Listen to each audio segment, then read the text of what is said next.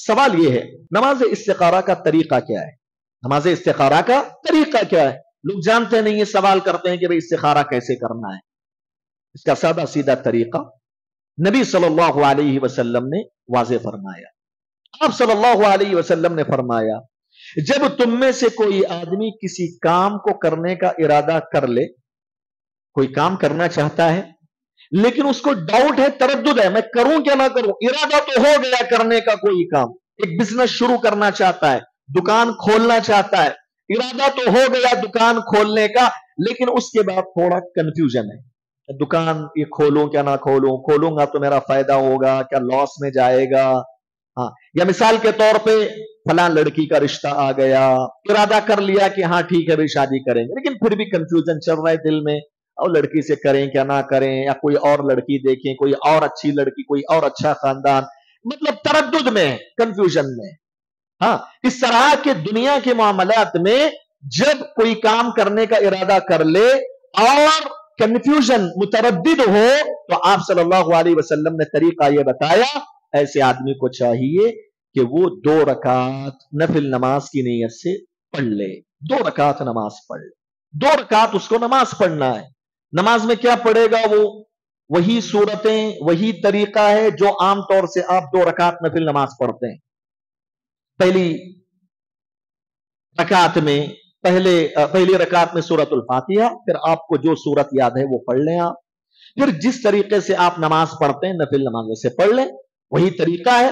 دوسری رکعت میں بھی سورہ فاتحہ پڑھ لیں، پھر کوئی دوسری سورت پڑھ لیں، رکوع اور سجدے مکمل کر کے آپ سلام پھیر دیں۔ اس کے بعد آپ کیا کریں گے؟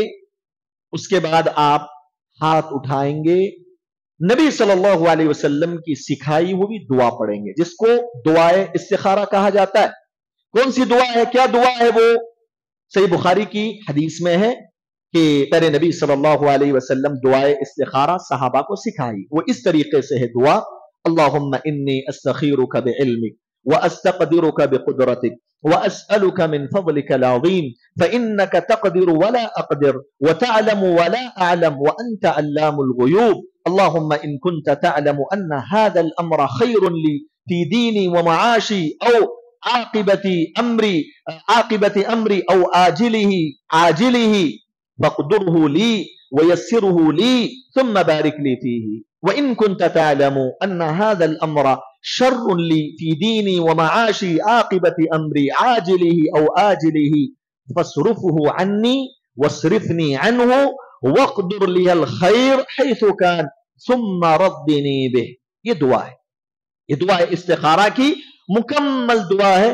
ہاتھ اٹھا کر آدمی یہ دعا کر لے، کرنے کے بعد اپنے ہاتھوں کو چھوڑ دے، اس کے نماز استخارہ مکمل ہو گئی۔ یہ طریقہ ہے۔ سوال کرتے ہیں بعض لوگ، دعا جب ہم کرتے ہیں دعائے استخارہ، تو دعائے استخارہ کرتے ہوئے ہاتھ اٹھانا کیا نہیں اٹھانا؟ جواب یہ ہے کہ ہاتھ اٹھانا مستحب ہے، افضل ہے، کیونکہ دعا ہے یہ، اور دعا کی قبولیت کا ایک سبب یہ ہے کہ آپ اللہ کے پاس ہاتھ اٹھا کر دعا کریں، اور نبی نے فرمایا جو آدمی اللہ کے جو ہاتھ اٹھا کر دعا کرتا ہے، اللہ تبارک و تعالیٰ کو اس بات سے شرم آتی ہے کہ اللہ تعالیٰ اس کے دونوں ہاتھوں کو خالی ہاتھ لوٹا دے۔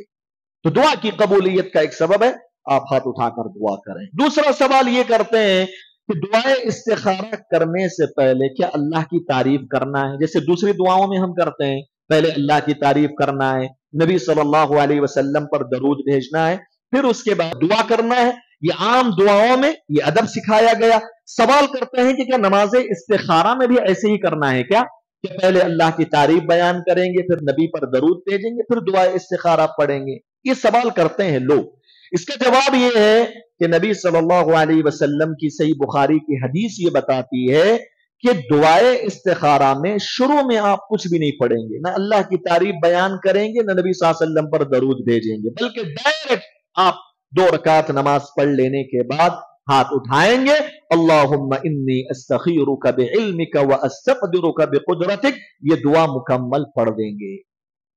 محترم حضرات، یہ نماز استخارہ کا مختصر طریقہ ہے۔